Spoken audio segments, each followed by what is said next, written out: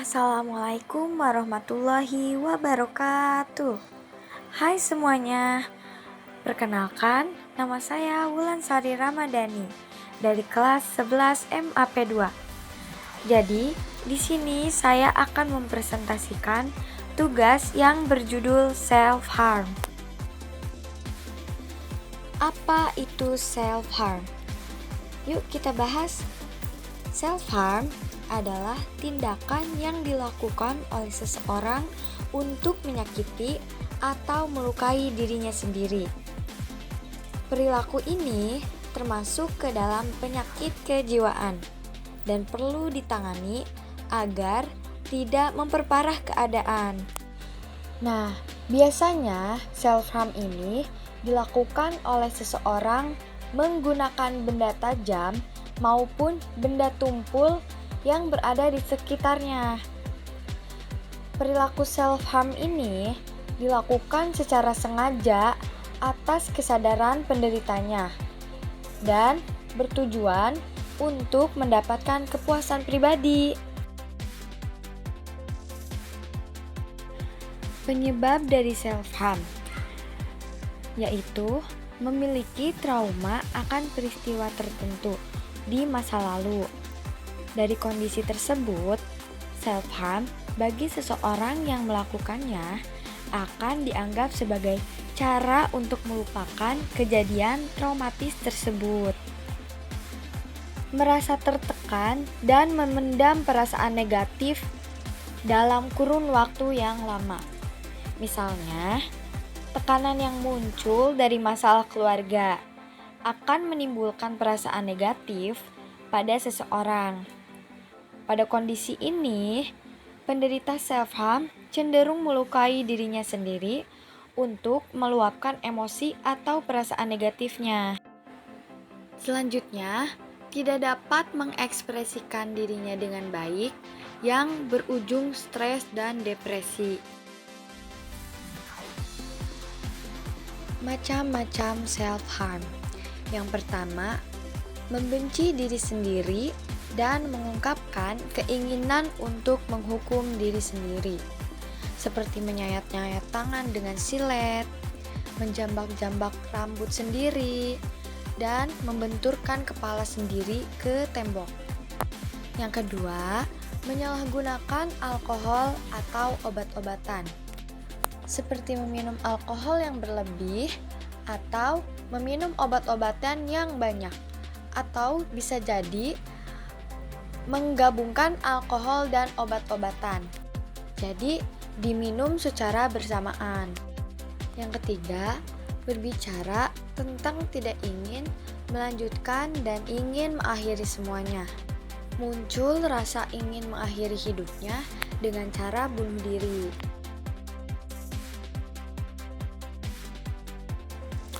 Mengapa remaja dan dewasa muda banyak yang melakukan self-harm? Yaitu mereka sulit mengekspresikan emosi dan perasaan. Tidak tahu ingin meluapkan rasa trauma, sakit, dan tekanan secara psikologis.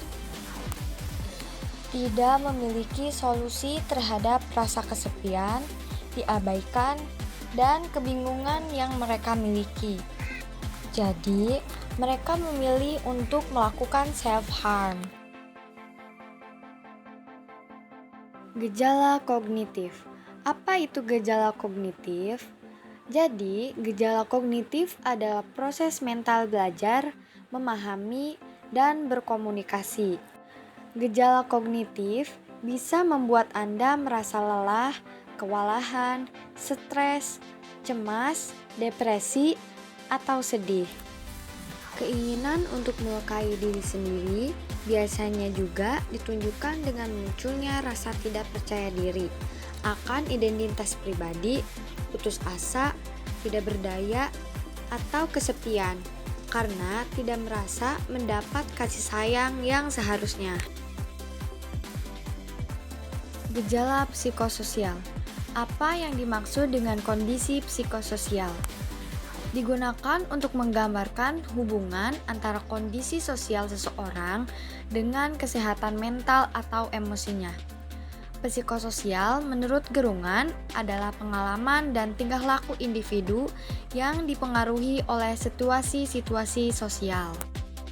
Bukan tidak mungkin jika lama-kelamaan orang yang melakukan self-harm akan mengalami gangguan emosi, mulai dari mati rasa secara emosional, mudah tersinggung, depresi, bahkan merasa semakin cemas, terutama bila tidak mampu melukai dirinya sendiri. Apa saja tanda-tanda orang yang melakukan self-harm? Terdapat luka sayatan di anggota tubuh tertentu, biasanya pada lengan. Bersikap menutup diri di sekitar lingkungan sosial, menjadi lebih introvert. Kehilangan motivasi dan percaya diri, menjadi pertanda bahwa orang tersebut sedang tidak baik-baik saja. Berdalih bahwa cedera terjadi akibat kecelakaan dan tidak disengaja. Sering menghabiskan waktu sendirian, terlihat kesulitan menjalini persahabatan, menyimpan benda tajam atau alat untuk melukai diri sendiri. Apa yang harus kita lakukan saat orang terdekat melukai dirinya sendiri? Yang pertama, tanggapi semua pembicaraan tentang menyakiti diri sendiri yang mereka sampaikan dengan serius. Yang kedua, dorong mereka untuk berkonsultasi dengan dokter atau layanan konseling tentang tindakan menyakiti diri sendiri. Yang ketiga, cobalah untuk memahami emosi dan pengalaman mereka tanpa menghakimi. Yang keempat, pertimbangkan bahwa melukai diri sendiri mungkin merupakan tanda bahwa mereka merasa sangat tertekan. Bagaimana cara mencegah self-harm? Karena umumnya perilaku self-harm ini disebabkan karena trauma atau masalah mental tertentu, maka harus ditangani dengan cara yang tepat dan cepat, yaitu mengalihkan keinginan tersebut dengan berolahraga atau melepas emosi, dan berdiskusi dengan psikiater atau psikolog. Cara mengobatinya, yang pertama, konsultasi ke psikolog atau psikiater untuk dibantu dalam mengelola emosi. Yang kedua, obat. Dalam sesi konsultasi ke psikiater, pasien akan mendapat resep obat-obatan. Biasanya diberi obat untuk penenang. Mari cegah self-harm dengan peduli terhadap orang-orang sekitar kita. Karena tidak semua manusia dapat mengungkapkan apa yang sedang ia rasakan. Sekian presentasi dari saya, semoga bermanfaat.